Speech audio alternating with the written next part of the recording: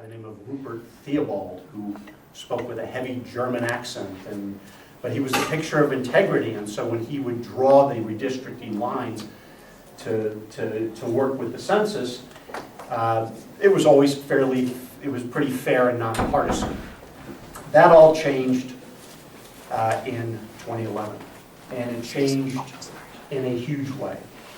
As you all know, in 2010, the Republicans gained total power of everything in Wisconsin.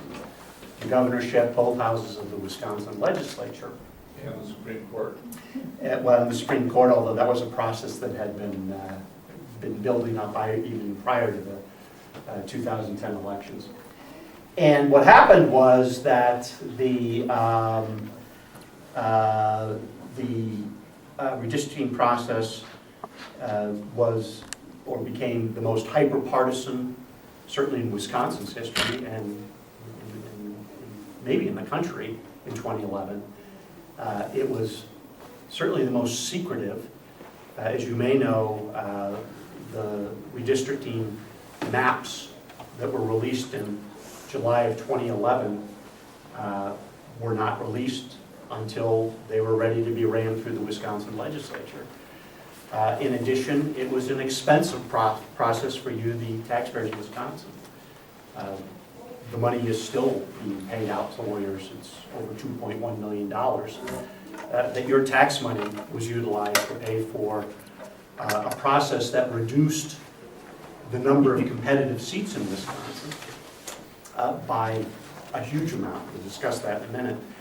But in addition, has created a legislature that, in addition to being hyper-partisan, is also less responsive, I would argue, could care less about what most of the citizens think about it, because they've drawn districts in such a way that most of them will never have to worry about losing their seat in the general election.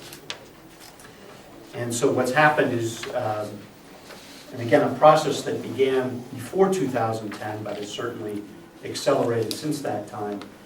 You have a process where most state legislative and congressional elections in Wisconsin are now decided in the partisan primary, not the general election.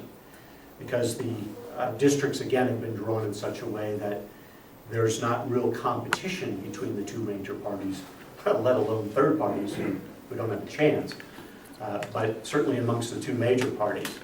And so all the action is in the primary, and as you know, what tends to happen in partisan primaries is that the folks who are in the Republican Party, more conservative, even radically conservative, tend to win in the primary. Same thing, though, is true in the Democratic Party. There's very few moderate Democrats anymore in Wisconsin. There used to be, 25, 30 years ago, Democrats who were more middle of the road. As you know, in the Milwaukee area, some of the Catholic areas around Wisconsin, a number of Democrats were pro-life Democrats. You don't see that anymore. It's all, so you have a pretty homogeneous ideology on both the left and in the right, and what that means is that the folks in the middle are no longer there, or the folks that used to be in the middle have now become so fearful of being challenged on their right or their left that they've adhered to the more extreme ideology of each of their political parties. And so we don't have bipartisan compromise very much anymore in Wisconsin. These are things that I'm sure you sense and realize. And so what happened was that it was also the first redistricting process, as I said before, where you had one political party in charge of all the levers.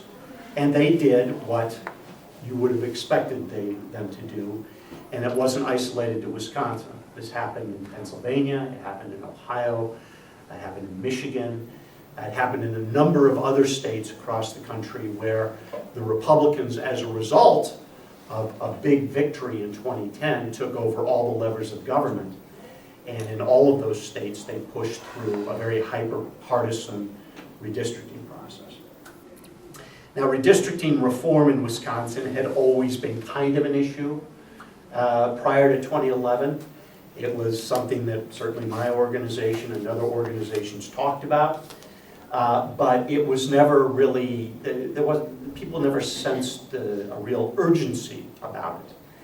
And so in 2011, that urgency, the Republicans would say, came as a result of the fact that now the Democrats were totally out of power. But that's really not the reason for the urgency. The urgency was because the process that occurred in 2011 was such a drastic, over-the-top process in terms of the secrecy, the lack of transparency, the cost to taxpayers, and the reduction in the number of competitive districts in Wisconsin. So reformers in 2011, and then really more urgently through 2011 and 2012, began to look at what we could do about this process. And the process, as we looked around the country to see what other states were doing, it became clear to former State Representative Spencer Black, no longer in the legislature, but who had been a leader on redistricting reform, and a number of others, that probably the best fit for Wisconsin would be what our neighbors in Iowa did.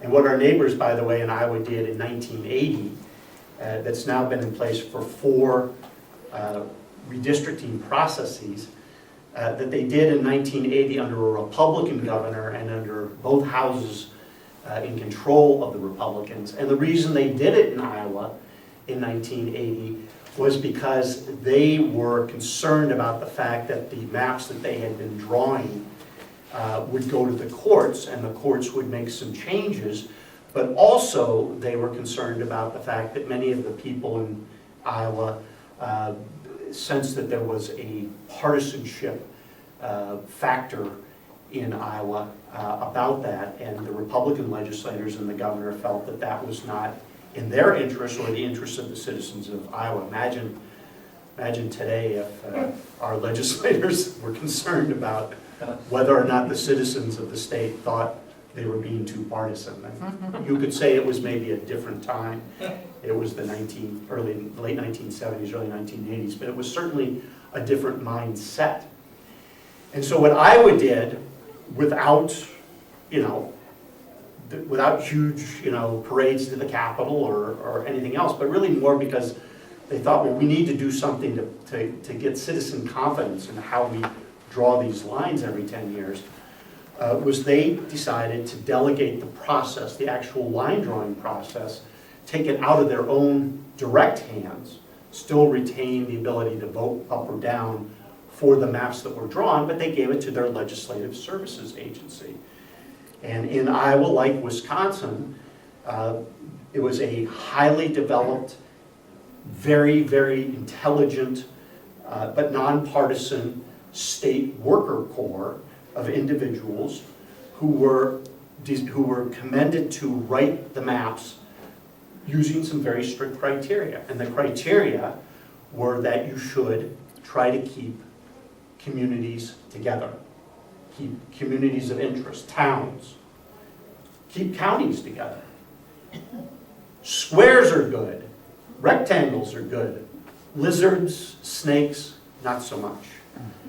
The other thing that they were commended to do was to draw districts that were not, where the considerations of past elections were not taken into account. So there was no partisan calculation as to how the districts would be drawn. The districts were to be drawn by shifts in population, but to the extent possible, you kept the cities, the counties, communities of interest intact. As a result of that, not something that was in the criteria, one of the criteria was not drawing competitive districts, but as a result of following the other criteria, competition became embedded in the Iowa system, and is to this day. It's not one of the criteria that is directed that the Legislative Services Bureau in Iowa has to use to draw the maps, but it is the result. And by the way, here's the other great thing. In Iowa, they made no provision for where the legislator lived, whether it was a congressman, a state senator, or a state representative. If in drawing the maps, that the domicile of the legislator was outside of the district, well, they would have to move into the district to run, or they would have to run in another district.